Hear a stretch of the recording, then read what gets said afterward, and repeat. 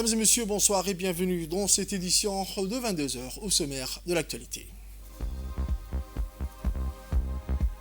Lancement du plateforme télédéclaration et télépaiement à la Caisse nationale de la sécurité sociale.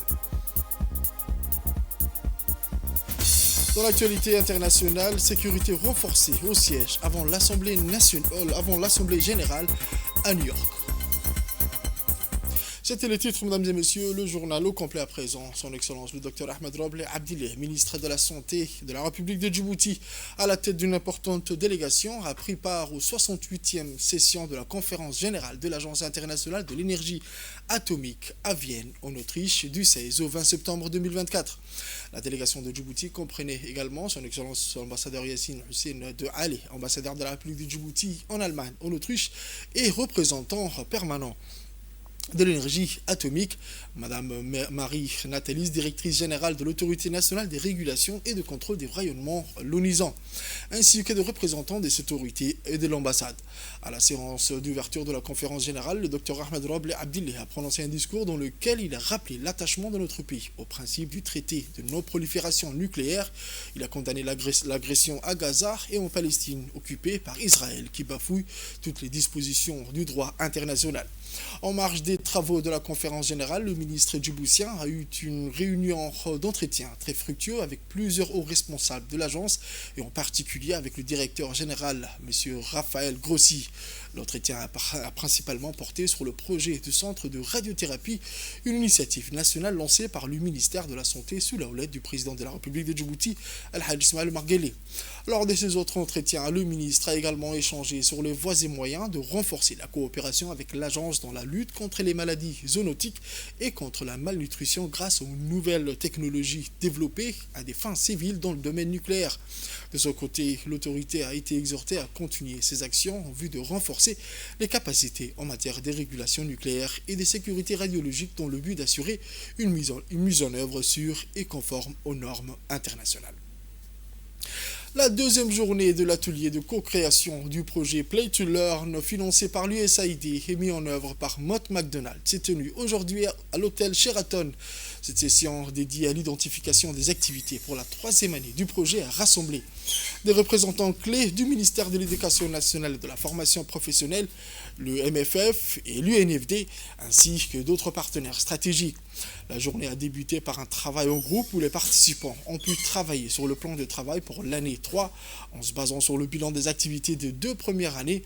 Ce travail de consolidation, d'enrichissement et de conception des sous-activités s'est concentré sur les résultats obtenus et les sous-résultats attendus, permettant ainsi d'aligner les actions à venir sur les objectifs du projet Jouer pour apprendre. Au cours de cette session, les responsables de chaque activité ont été désignés. Ensuite, une plénière a permis de présenter les résultats des travaux de groupe. Cette session a été l'occasion pour chaque partenaire d'exposer des propositions pour cette troisième année, tout en prenant en compte les défis rencontrés lors des années précédentes. Après une pause déjeuner, les discussions ont repris avec la présentation et validation des propositions, mettant en avant une approche participative pour garantir une mise en œuvre cohérente des actions à venir. La journée s'est clôturée par une synthèse des travaux effectués, soulignant les engagements communs pour la réussite du projet Play to Learn et l'importance des enseignements préscolaires de qualité pour tous les enfants de 3 à 6 ans à Djibouti. Autre actualité mentionnée dans les titres, la Caisse nationale de sécurité sociale a lancé ce matin dans ses locaux une nouvelle plateforme numérique dédiée à la télédéclaration et au télépaiement en présence des directrices et directeurs des entreprises. Ce projet s'inscrit dans la modernisation du système de protection sociale de Djibouti avec pour objectif de mettre l'innovation au service des entreprises et des salariés. Le lancement de cette plateforme marque une avancée décisive dans l'évolution des services de la CNSS qui a toujours cherché à anticiper les besoins de ses partenaires tout en s'adaptant aux transformations indispensables. Grâce à la digitalisation, la CNSS propose désormais des solutions plus accessibles, efficaces et sécurisées pour la gestion des obligations sociales. Les avantages de la nouvelle plateforme incluent la simplification des démarches, la sécurisation des données, une protection renforcée des informations et transactions ainsi que la réduction des délais administratifs et des processus de gestion. Le directeur adjoint Abdelkader El-Dini a souligné que ce jour marque une étape cruciale dans l'évolution du service de la CNSS. Sécuriser les procédures liées à la déclaration de vos salariés et au paiement de vos cotisations sociales.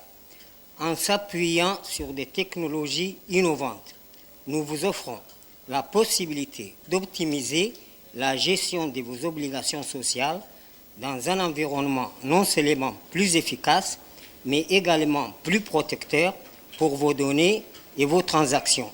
Nous sommes convaincus que cet outil sera un levier essentiel pour alléger vos charges administratives tout en renforçant la transparence et la sécurité de vos interactions, en réduisant les délais et en améliorant l'efficacité. Nous créons un environnement où le numérique devient un atout incontournable pour mieux servir vos intérêts et ceux de vos collaborateurs. La société Rubis Énergie de Djibouti, en collaboration avec la Direction générale de la protection civile, a organisé ce matin au Sheraton Hotel la cérémonie des remises des attestations de formation sur la prévention et les secours civiques de niveau 1 pour une trentaine des employés de la société Rubis Énergie de Djibouti, issus des différentes stations de la place et dans les régions de l'intérieur. Ces jeunes ont suivi une formation proposée par la Direction générale de la société Rubis de Djibouti et dispensée par les formateurs de la protection civile.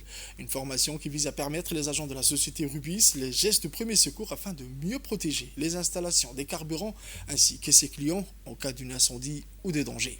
La cérémonie de fin de formation a sollicité la présence du directeur général de la protection civile, le colonel Mahmoud Moussa Mahmoud, le directeur de la société Rubis de Djibouti, M. Mahmoud Abdi Aden. Au cadre de la société Rubis, les formateurs de la protection civile ainsi que les bénéficiaires de cette formation. Après les discours officiels, les stagiaires ont reçu chacun à son tour par la main des officiels les attestations des réussites de cette formation sur l'incendie et les secours civiques. Durant les années 50 ans, et vraiment ça m'a servi de quelque chose, en plus des informations que j'ai avant. Je remercie le directeur général de Rubis, l'équipe de pompiers. On écoute les propos du directeur général de la société Rubis de Djibouti.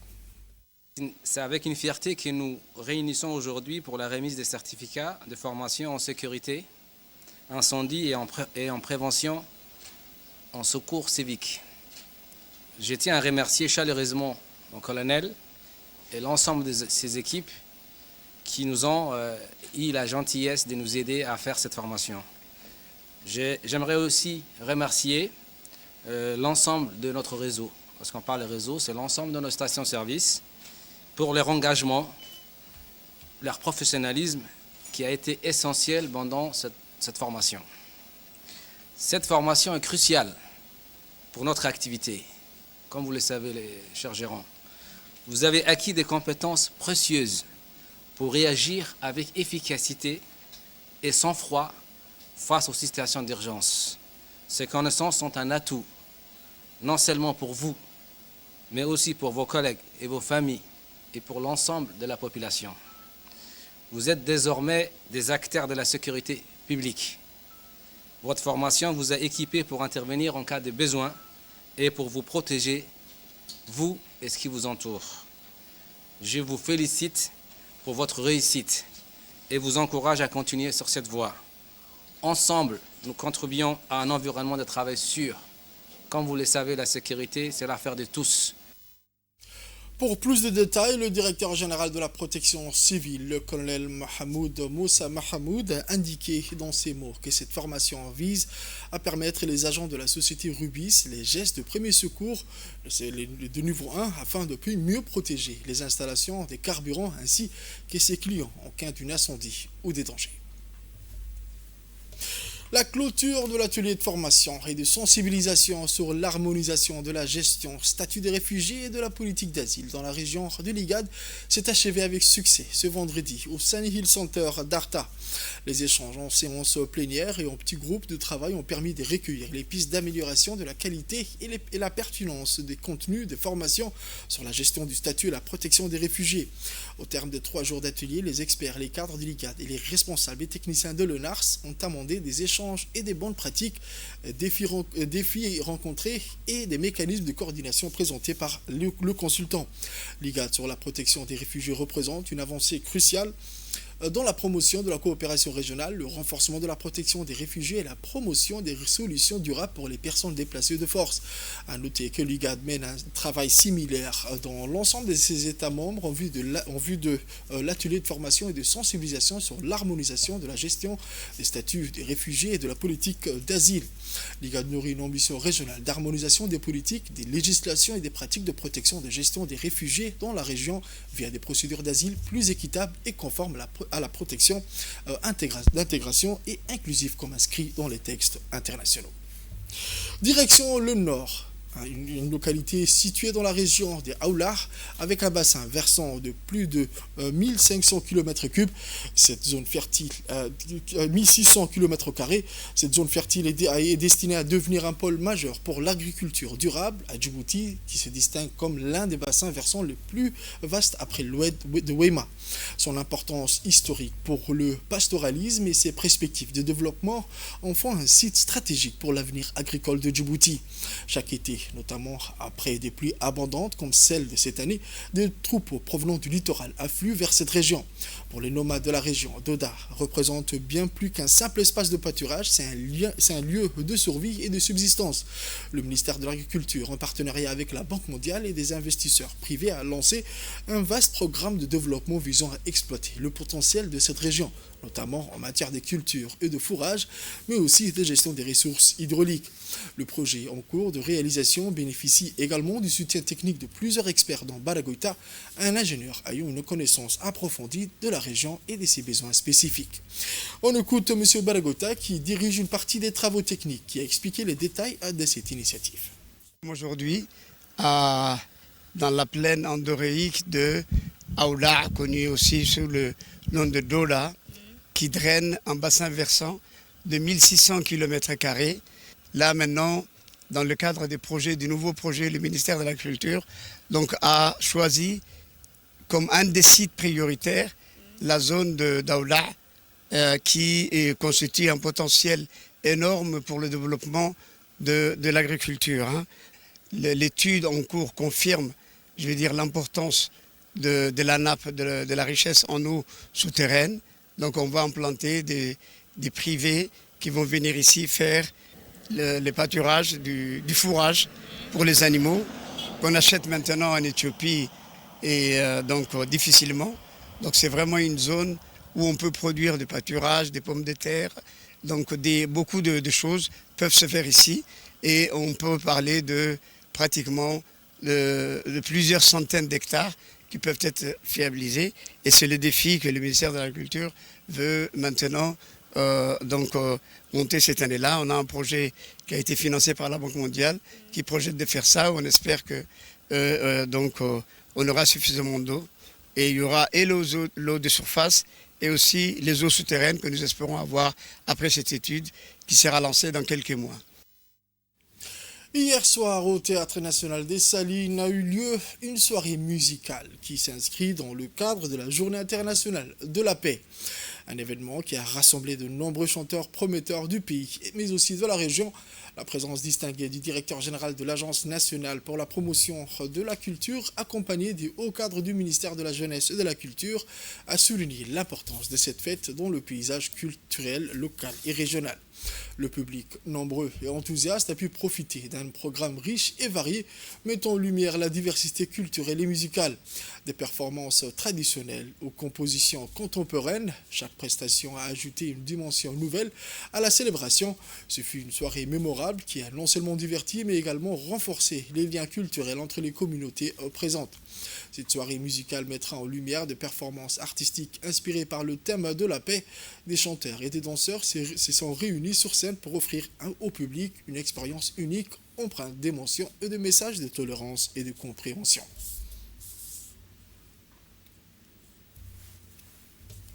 Aux nouvelles mondiales à présent, je vous le disais dans les titres, en prélude de la très prochaine Assemblée générale des Nations Unies, la sécurité a été renforcée au niveau du siège de l'institution à Manhattan, aux États-Unis.